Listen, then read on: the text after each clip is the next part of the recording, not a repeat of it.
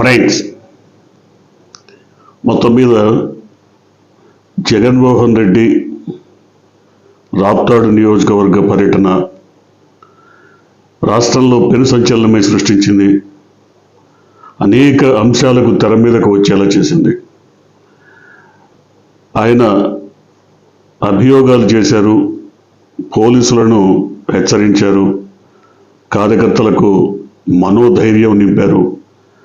కానీ ఆ పర్యటన పైన రాష్ట్ర ప్రభుత్వ వైఖరే విచిత్రంగా ఉంది, చాలా విచిత్రంగా ఉంది. రాష్ట్ర ప్రభుత్వం తరఫున హోంమంత్రి మీడియాతో మాట్లాడారు. ఆవిడ అన్ని పాతకాలపు గతకాలపు కథనాలన్నీ తవ్వి తీసి వాటిని సరికొత్త మసాలాతో వండి వార్చి వడ్డించారు. అది ఆమెకు వెన్నతో పెట్టిన విద్య. కానీ తాజాగా జరిగినటువంటి ఇన్సిడెంట్ పైన ప్రభుత్వ వైఖరిని స్పష్టం చేయలేకపోయారు.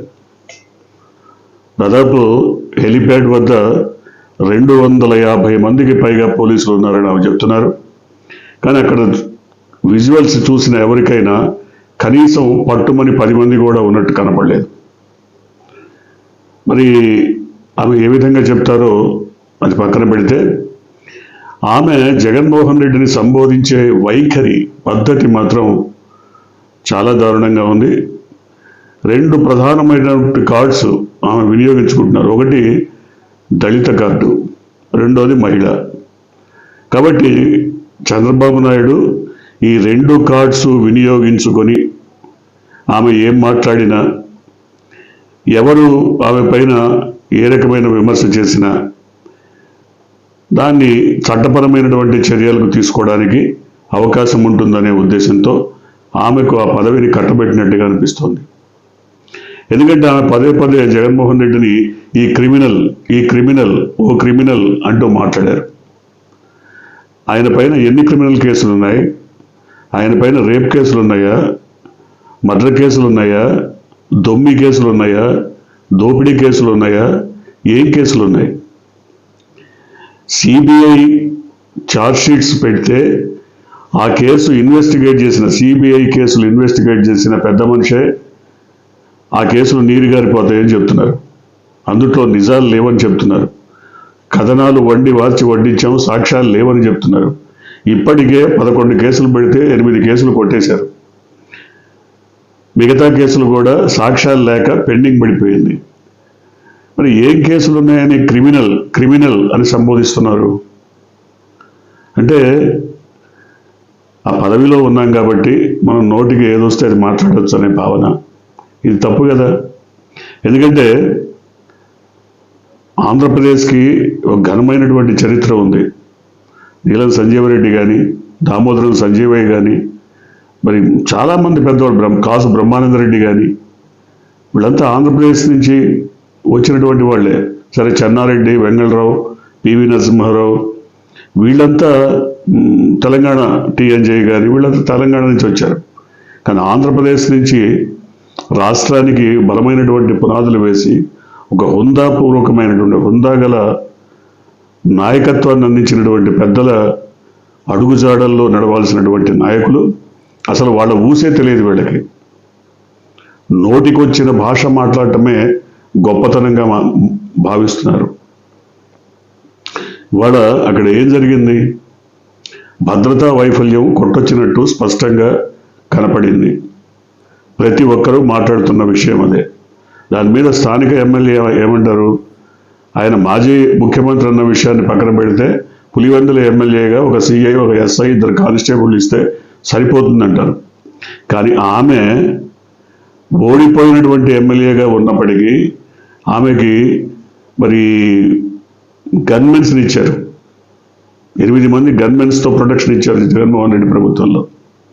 రేపు పొద్దున 29 ఎన్నికల్లో ఆమె ఓడిపోయినా ఒక 2 కానిస్టేబుల్తో సరిపుచ్చుతారు. గెలిచినా ఇప్పుడు మాట్లాడిన మాటలనే రిపీట్ చేస్తారు. నువ్వు రాప్తాడు ఎమ్మెల్యేగా చాలు, నీకు 2 కానిస్టేబుల్ ఇస్తే సరిపోతుంది.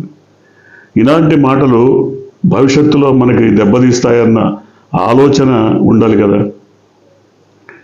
అంటే ఏదో చెప్తారు, ఒక బలవంతమైన సర్పం విర్రవీగింది, చివరికి చల్చిమల చేత చిక్కి చచ్చిపోయిందని. ఎవరు విర్రవీగినా, అది వైసీపీ కానీ, టీడీపీ కానీ, జనసేన కానీ, బీజేపీ కానీ, ఎవరు విర్రవీగినా చివరికి చల్చిమల చేతిలో చిక్కి చచ్చిపోవటమే. ఇవాళ మాటలు అట్లా అనిపిస్తున్నాయి. ఓ పక్క హోంమంత్రి ఏమో ఒక క్రిమినల్ అంటూ సంబోధిస్తారు, బ్రహ్మాండమైనటువంటి సెక్యూరిటీని, భద్రతని కల్పించాం, వందలాది మంది అంటారు, అక్కడ ఒక్కడో కనపడ్డు.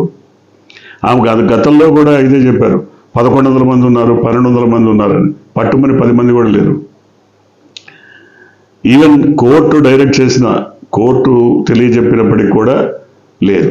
సరే, ఇవన్నీ పక్కన పెడితే స్థానికంగా రామగిరి మండలంలో జరిగినటువంటి ఎన్నికల సందర్భంగా అక్కడ ఎంపీపీలని కిడ్నాప్ చేసి పక్క నియోజకవర్గం, పెనుగొండ నియోజకవర్గానికి తీసుకెళ్ళి వాళ్ళని బంధించి ఇబ్బంది పెట్టి, అందులో ఒక ఎంపీపీని వాళ్ళ తల్లిదండ్రుల్ని కిడ్నాప్ చేసి వాళ్ళందరితో, ప్రస్తుత ఎమ్మెల్యేతో వీడియో కాల్ మాట్లాడించి ఇవన్నీ చేసినటువంటి స్థానిక సబ్ ఇన్స్పెక్టర్ని గురించి జగన్మోహన్ రెడ్డి మాట్లాడారు. ఆయన ఇవాళ సబ్ ఇన్స్పెక్టర్ ముందుకు వచ్చి ఏం చెప్తారు, ఈ కాకి చొక్కా ఇదేదో అడ్డ తొక్క కాదు, నేను చాలా కష్టపడి వచ్చాను, అది ఇదని. కానీ ఆయన చరిత్రను తవ్వి తీసి ఇవాళ సోషల్ మీడియా మొత్తం ఏకిపారేసింది. సోషల్ మీడియాలో ఆయన ఘన చరిత్రను గురించి పుంఖానుపుంఖాలుగా వార్తలు వచ్చాయి. ఆయన అక్రమాస్తుల గురించి, ఆయనకున్నటువంటి రాజకీయ సంబంధ బాంధవ్యాల గురించి, ఆయన ఎమ్మెల్యేగా గుంతకల్ నుంచి పోటీ చేయడం కోసం చేసిన ప్రయత్నాల గురించి, పచ్చ చొక్కాలతో ఆయన మమేకమైన తీరు గురించి అన్నీ ఫోటోలతో సహా ససాక్ష్యంగా ప్రజల ముందుకు వచ్చాయి. ఆయన నిజాయితీ పరుణ్ణి అంటాడు.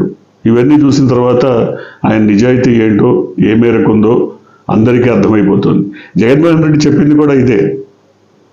మిమ్మల్ని బట్టలోడు తీయటం అంటే ఫిజికల్గా బట్టలోడు తీయటం కాదు, మీ ఘన చరిత్రను, మీకున్నటువంటి రాజకీయ సంబంధాలను మొత్తం ఒలిచి ప్రజల ముందు పెడతాము అని చెప్పడం ఆయన ఉద్దేశం. అంతే తప్ప బట్టలోడు తీయటం అంటే ఫిజికల్గా బట్టలు తీసేసి నిల్చోబెడతాం నగ్నంగా అని కాదు. ఇవాళ కొంతమంది పోలీస్ ఆఫీసర్స్ అది కూడా మాట్లాడారు. సరే, రాష్ట్ర ప్రభుత్వం మాట్లాడించి ఉండవచ్చు, రాష్ట్ర ప్రభుత్వం వెన్నుదన్నుగా నిలబడి ఆ విధమైన ప్రకటన చేయమని ఉండొచ్చు, వారు చేసి ఉండొచ్చు, తప్పేం లేదు. కానీ ఇక ముందైనా గతంలో ఏదైనా ఆరోపణ చేసి గుడ్డగాల్చి వాళ్ళ మొహానేసి మీరు తుడుచుకోమనే పరిస్థితి ఇక ముందు ఉండదు. గతంలో కొనసాగింది. ఎందుకంటే ఈ సోషల్ మీడియా యుగంలో క్షణాల్లో మొత్తం వాళ్ళ చరిత్ర అంతా సాక్ష్యాలతో సహా బయటకు వచ్చేస్తుంది. వీడియో క్లిప్పింగ్స్, ఫోటోలు, అవసరమైనటువంటి అన్ని రకాల ఫుటేజ్తో మొత్తం బయటకు వస్తుంది. దాన్నే ఆయన ఈ వివరణంతా ఇవ్వకుండా బట్టలు కూడా తీసి నిల్చోబెడతా ఉన్నారు. అంటే అర్థం ఏంటంటే వాళ్ళ చరిత్ర అంతా కూడా, వాళ్ళకు ఉన్నటువంటి రాజకీయ సంబంధాలన్నింటినీ కూడా మొత్తం ఒలిచి అక్కడ గొప్పగా పోసి తెలియజెప్తాం ప్రజలకి అని ఆయన ఉద్దేశం. కానీ ఇవాళ ఆయన్ని కూడా రకరకాలుగా విమర్శిస్తూ మాట్లాడినటువంటి పరిస్థితి పోలీసులు కానీ, లేదా ఆ సబ్ ఇన్స్పెక్టర్ కానీ, లేదా హోంమంత్రి కానీ. ఎక్కడైనా గతంలో ఏదైనా ఇలాంటి విమర్శ వస్తే, ఒక మాజీ ముఖ్యమంత్రి ఇలాంటి విమర్శ చేస్తే ప్రభుత్వం స్పందించే తీరు డిఫరెంట్గా ఉండేది, అది పూర్తిగా భిన్నంగా ఉండేది. ఆ ప్రతిపక్ష నాయకుడి దగ్గరికి ఒక ఎస్పీ స్థాయి అధికారిని పంపించి, మీరు ఏం కావాలనుకుంటున్నారు, ఏం కోరుతున్నారు, ప్రభుత్వం నుంచి మీరు ఏం ఆశిస్తున్నారు, అక్కడ ఏం జరిగింది అని ఎక్స్ప్లెనేషన్ తీసుకునేటువంటి పరిస్థితి, వివరణ తీసుకునేటువంటి పరిస్థితి.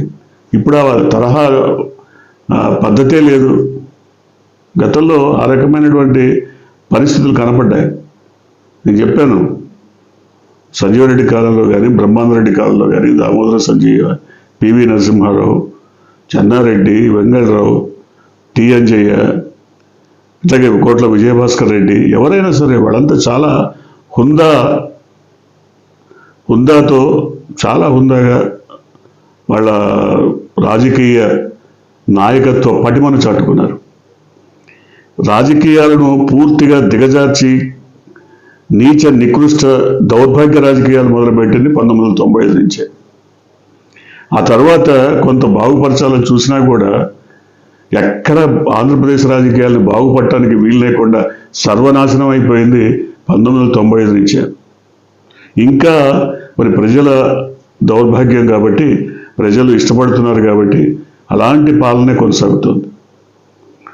ఇవాళ ప్రతిపక్ష నాయకుడు ఆయనకి రక్షణ లేదు, భద్రత లేదు అన్నప్పుడు ఒక అధికారిని పంపించి ప్రోటోకాల్ ప్రకారం మీకు ఏం కావాలి, మీరు ఏం కోరుకుంటున్నారు, ఎక్కడ భద్రతా ల్యాబ్స్ కనపడ్డాయి, వాటిని మాకు తెలియజేస్తే ఈవెన్ రిటర్న్గా ఇవ్వండి లేదా ఓరల్గా చెప్పండి, మేము నోట్ చేసుకుంటాం, తగిన భద్రత ఏర్పాటు చేస్తామని ఒక హుందాతనంతో వ్యవహరించే తీరు ప్రభుత్వంలో కనబట్టాలి.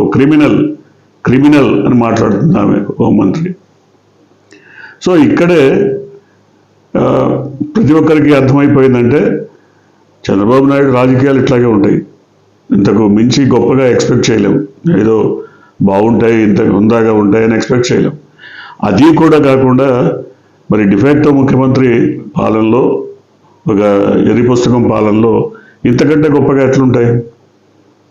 ఇది కాకుండా ఆ పార్టీలోనే కొంతమంది జగన్మోహన్ రెడ్డిని ఎలిమినేట్ చేయాలని ఓపెన్గానే స్టేట్మెంట్స్ ఇచ్చినటువంటి పరిస్థితి.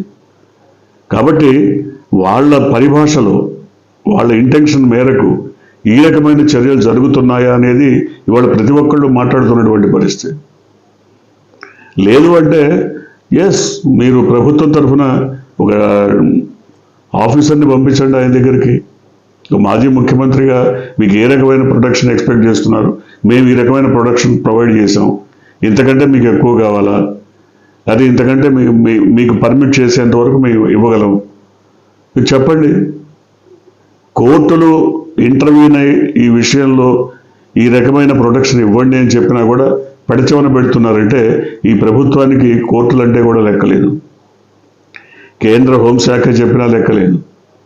ఒకటే లక్ష్యం ఏంటంటే జగన్మోహన్ రెడ్డి రాజకీయంగా ఎక్కడ ఎదగకూడదు, కనపడకూడదు, రాజకీయ సమాధి అయిపోవాలి. ఎందుకంటే రేపొద్దున మరి డిఫాక్టో ముఖ్యమంత్రిగా మారాలి అంటే ఆయనకున్నటువంటి రాజకీయ మరి నాలెడ్జ్ అనాలా, అజ్ఞానం అనాలా, జ్ఞానం అనాలా, అది ఏ రకంగానూ ఎవరితోనూ సరిదూగేది కాదు. కాబట్టి ప్రజలు ఇప్పటికే ఈ కూటమి ప్రభుత్వాన్ని పలు రకాలుగా అభిప్రాయపడుతున్నటువంటి పరిస్థితి. పూర్తిగా అసహించుకుంటున్నారు అనలేము, ఎందుకంటే వాళ్ళ వర్గం ఉంది కదా.